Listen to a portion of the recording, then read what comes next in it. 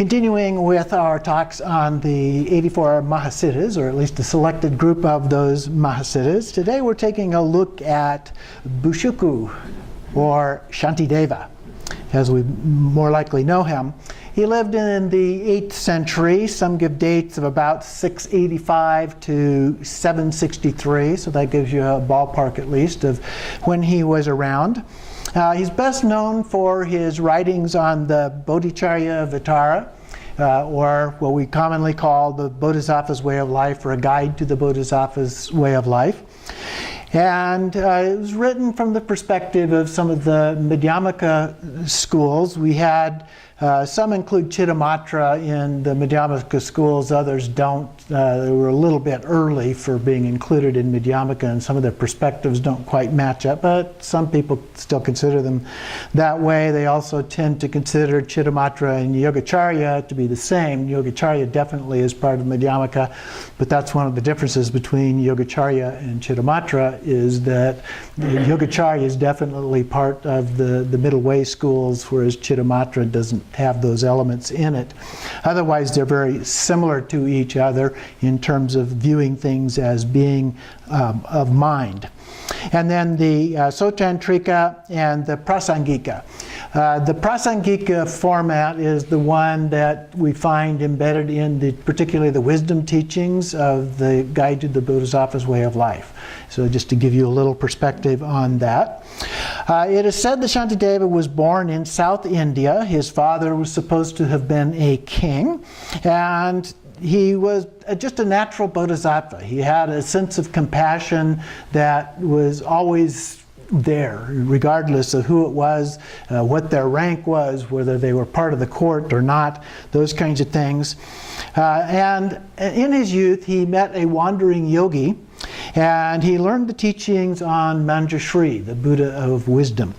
And his father died, and he was destined to become the king. He was supposed to become that. And he had a dream the night before the coronation.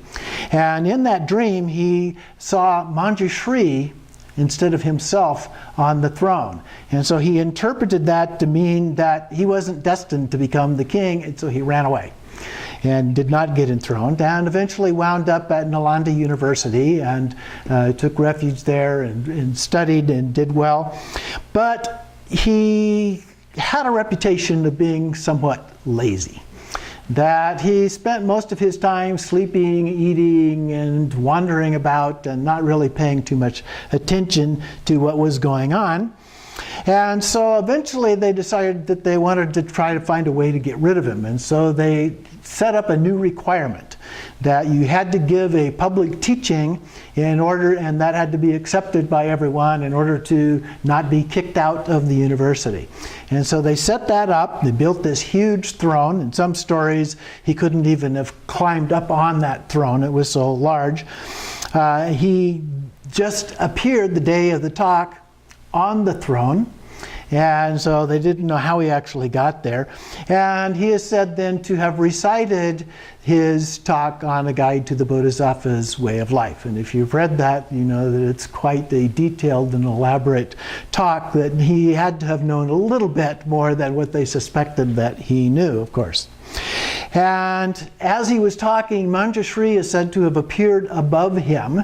And then near the end of his talk, when he got into the last part of that, the last chapters, I believe it was chapter 9, which is the wisdom chapter, all of a sudden he and Manjushri started to rise up into the sky, just floated upward, even though they could continue to hear what he was saying, until he completely disappeared. And then he left, he headed back down south. There are some other stories about that, but we won't go into those. We'll go into the story from our book here. In this story, he says he was a younger son of a royal family, and then became famed monastic at Nalanda, and had been pampered as a child, and so he found it not only difficult but unreasonable to give up his former ways when he went to the university. Explanation for why he was the way he was supposed to be. He lazed in bed, strolled about. His other greatest pleasure was mealtime. He liked to eat. He irritated his peers beyond belief. They called him Buksuku, the shiftless one. And they gossiped about him. They said rude things to his face. And the custom of Nalanda at that time was that scriptures were read around the clock, 24 hours a day. And so the monks took turns doing that. And so each monk would do that. And unfortunately, he would not show up during his time. So somebody had to scramble and fill in for him. And so they were kind of upset with him about that, because he always missed his turns. And they were doing these things from memory. It was part of their task, was memorizing the sutras and so forth. And so they assumed that he wasn't memorizing anything at all. And so finally they gave him a warning to mend his ways or he would be expelled. And his reply was, "But I've broken no vow.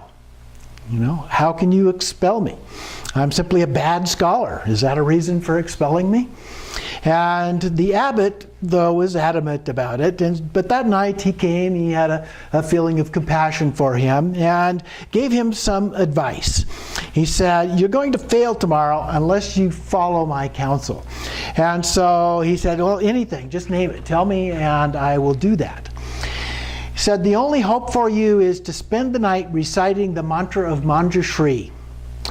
And then he gave the secret precepts on the Manjushri sadhana and blessed the mantra and left.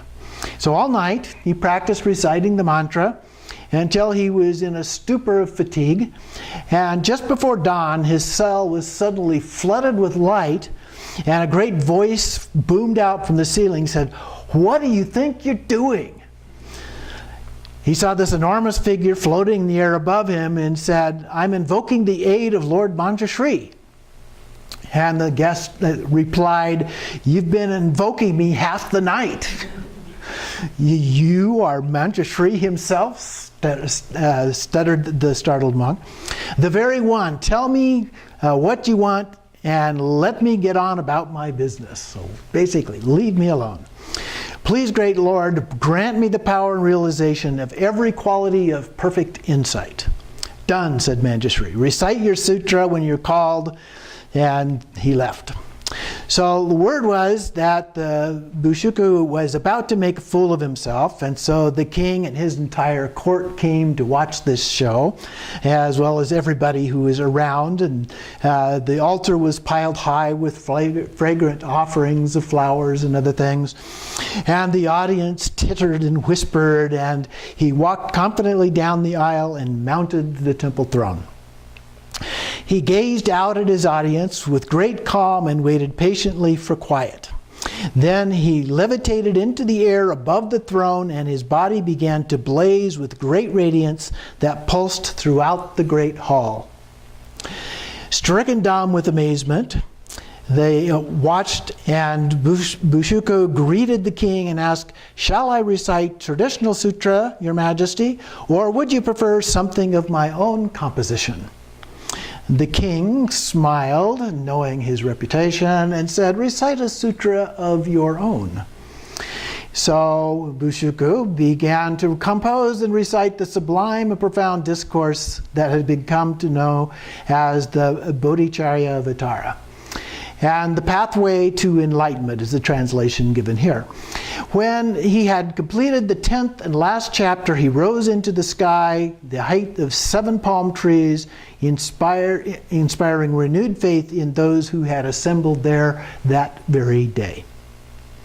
The king said, "He is surely a great sage," and he renamed the monk Shantideva, divine peace.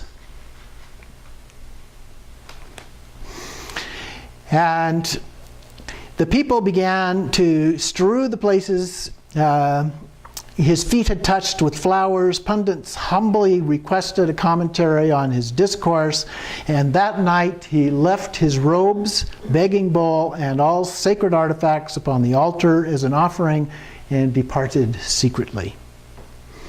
And so he arrived in Dokiri and fashioned himself a handsome sword out of wood and painted it with gold paint, and made his way to the court, prostrated himself to the king and requested a position as a swordsman with the palace guard. And they hired him. He served the king faithfully for 12 years. By night he practiced his sadhana.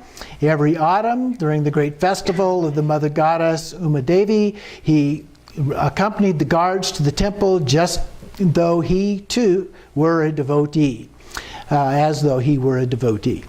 Not one was any the wiser. That is, they didn't recognize who he was at all. And until one afternoon, one of the guards took a look at Shantideva's sword, and it seemed to be made of wood. They reported his findings to the king, who demanded him to show his sword. "I would be glad to do so, sire," said Shantideva, "but it will do you great harm if I obey." "Do as I say," commanded the king. Shantideva pleaded, "At least cover one eye, sire." Laughing among themselves, all who were gathered there each covered one eye. And he unsheathed the sword of awareness, and a light as intense as 10 suns filled the throne room, blinding each of the unprotected eyes. Everyone fell upon the knees before Shantideva. He rubbed his healing saliva into each of the injured eyes, restoring the lost sight. The king begged him to remain. He declined and departed. He took up residence in a cave and became an object of curiosity. The royal huntsman came to court with the rare game for the king's table, and with his own eyes he had seen Shantideva hunting and killing deer and eating venison roasted upon a spit. The king immediately set out for the mountains, came upon Shantideva sitting on a deer skin and meditating. And the king told the yogin all that he had heard, adding, "Why are you harming living beings?" "I do not kill," said Shantideva, "I heal." Whereupon he waved his hand, and the rock face opened behind him, revealing the entrance to his cave. Out sprang every imaginable sort of animal.